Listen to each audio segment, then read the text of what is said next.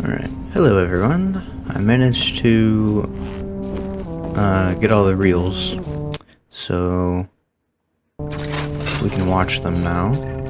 She came back one day from a long while of rock picking under the gnarly trees.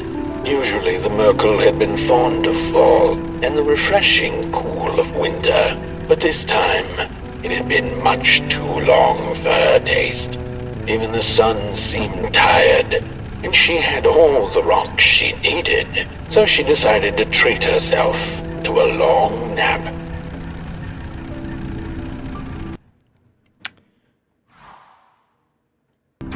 Okay. The Murkle dreamt many dreams of the mysterious moon and the critters living within its craters, and of the ocean and its deep secrets known only to the sea creatures and the corals, and of the twinkling stars that had so much to tell, but they were too far away to be heard.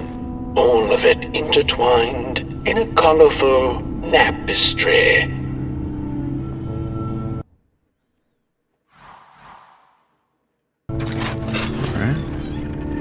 And so she woke with a yawn, so big it could have devoured the sun. She had slept for just about a decade. A decent nap by Murkle standards. She smacked her dry lips, looking forward to what the new dawn had to offer as she left her lair and went out into the cool night. "Wait a minute," she exclaimed. "Night?" Interesting. What is a Murkle? I don't remember. So was it her? The Murkle are sun-loving beings who are afraid of the dark, yet there are several tales of Murkles who dared to seek it out anyway. So that, it may not be her specifically, but it is her kind. And they yawned so big that Where was the sun? Where its warm rays should have been there was only the vast night sky, not a star on its face. Well, the Murkle mumbled softly to herself. Oh! Winter was late, so now the sun must be late too. Proud over her sound logic, she went back to her lair to take a complimentary nap. I'm a moron. What? She came back so that's one the day first from image. That's the second Murkle image. dreamt many dreams of the mysterious moon and the critters living within its craters. Okay, yeah. Wait.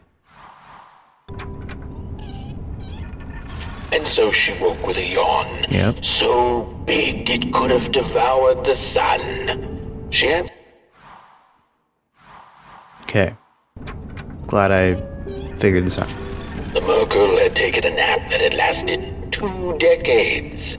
Now that counts as oversleeping even by Murkle standards. Dang. She had awoken anxiously this time, feeling misplaced and confused.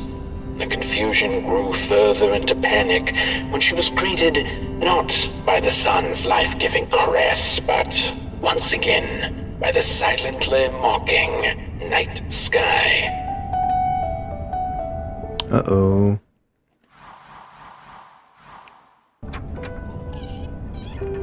There was one star out that night, and it glowed. What?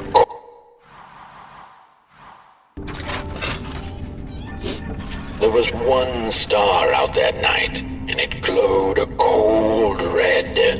Who took the sun away? The Murkle asked it. But it was too distant, so she could not hear its reply if it had one. The Murkle had never felt so empty and alone. Lost in quiet despair, she managed to open up to the winds and followed their gentle push south down the midnight walk and to the Darklands. It's probably not good.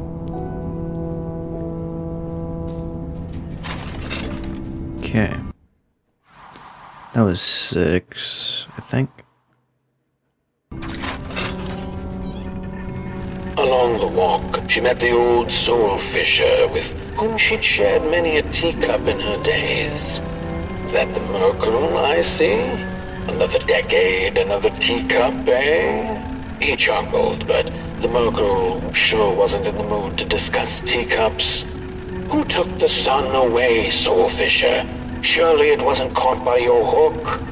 After pondering for a good minute, the soul fisher answered, well, there have been whispers among the fish and corals about a loathsome, hungry Mulgrim roaming the swamps. Perhaps it knows. By the time the soul fisher looked up from under his big hat, the Murkle had already continued down the road. Nice.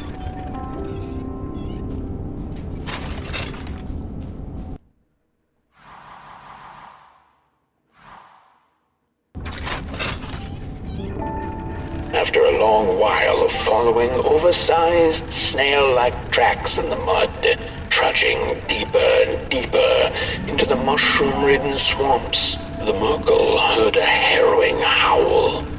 Up on a hill stood a looming figure, dark and still in the quiet of the night. Lo and behold, the Mulgrim, she thought to herself in slack-jawed awe. She greeted the creature with a quivering voice and, unable to restrain herself, asked, "Do you know who took the sun away?"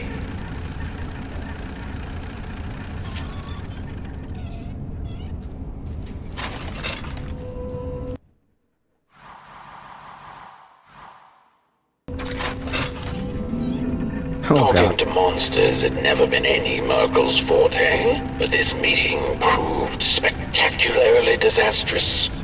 Barely escaping the gnashing teeth of the Mulgrim, she managed to escape by jumping into a lake, following its stream away from the swamps. Although the Mulgrim was far behind her, she could still hear its melancholy howl. Mad with grief, she mumbled, "As I will be, unless I find the sun again." Tired from running, she searched for shelter and found a dark, dank cave. Cozy, even by Murkle standards. Is she in a pot? I just noticed that.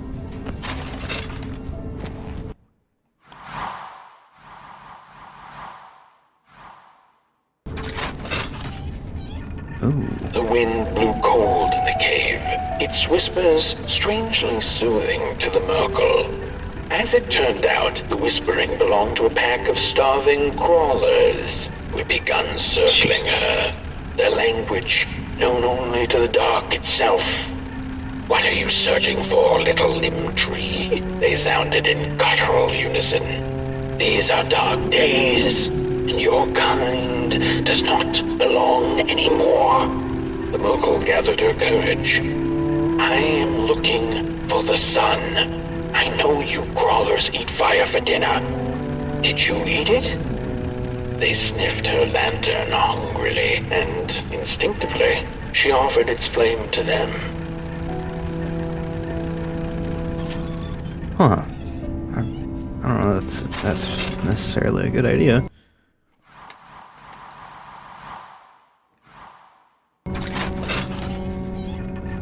The crawlers cackled like mad chickens. "Keep your fire clailing. Take it to the dark itself. Perhaps there you shall find answers." Before the poor little Murkle could shriek, the crawlers had gone with the wind. Knowing not where to find the dark itself, well, everything looked pretty dark to her. The Murkle found her way back on the road, further away from home than she had ever been. The hills were looking stranger by the hour. The rocks upon them seemed to move. They were the head people, a peaceful yet grumpy sort who didn't take kindly to somebody's perusing their lands. They muttered at her as she passed them, but she couldn't make out their words. What's that, little headlings? Are you saying you know who took the sun away? But the heads only grunted and rolled away, back to the safety of their huts. Nice.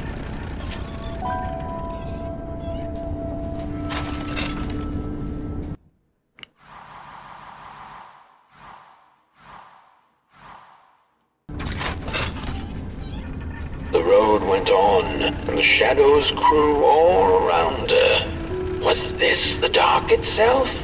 Not sure whether she was alone, she asked out loud, "Does anyone out here know who took the sun away?" By the side of the road lay 3 peculiar faceless and person-sized doors wrapped in muddy bandages. A stone's throw away lay some strange masks. The Murkle followed her instincts and put the masks back on. And the dolls did come to life. They began to dance a haunting dance around her, and before she knew it, she was dancing too. When it was all over, their masks fell off and they went back to lifelessness. The Murkle silently thanked the dolls for the dance and went on her way, deeper into absolute darkness.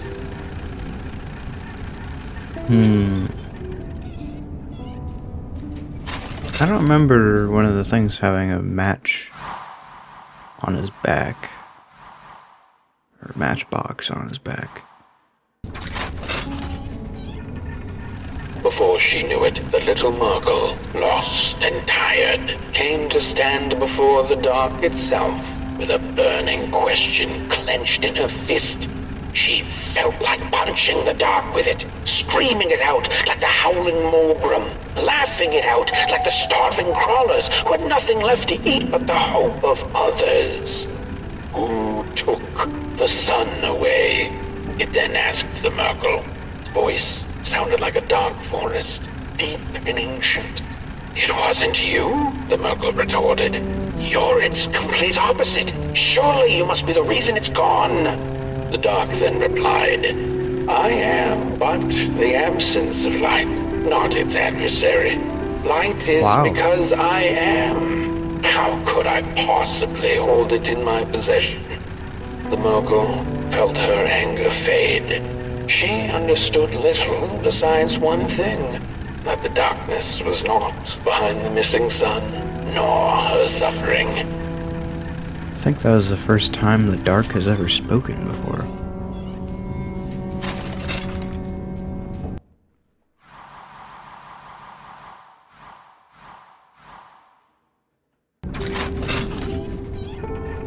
Had her journey been for naught? Would she ever feel the rays of the sun again? Bask in their glory, pick rocks on a cloudy summer's day? The Murkle was alone in her questions, but then again she wasn't. The dark held her in a blanket of nothingness that was cold and warm at the same time. So, she sniffed, what do I do now? To which the dark itself replied, you don't have to do anything. She took an hour's nap then and there, the blink of an eye by Murkle standards, and then she began the journey back home, which seemed much shorter now than it had before. Oh yeah. The midnight walk is crazy.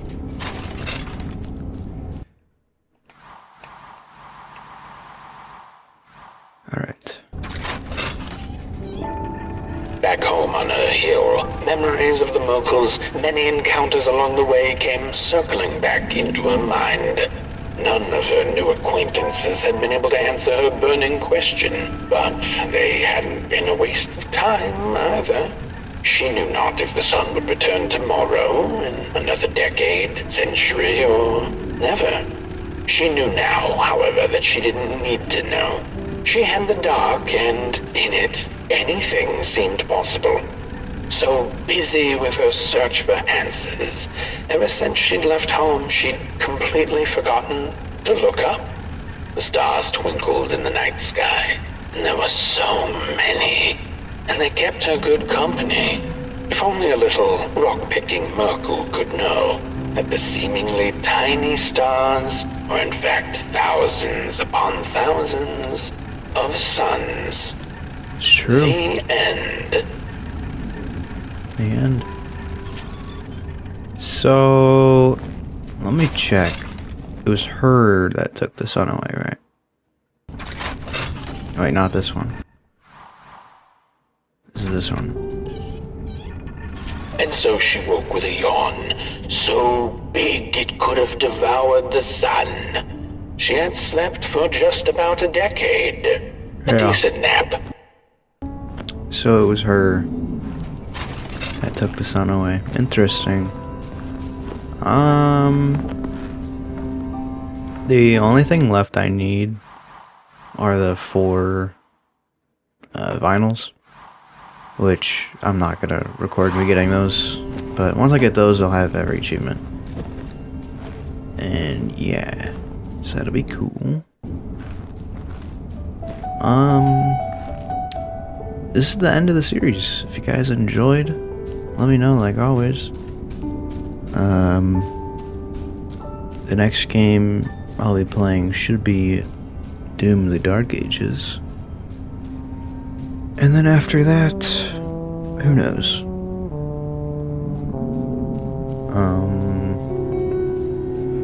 Yeah. If you guys enjoyed, let me know. See you guys in the next one.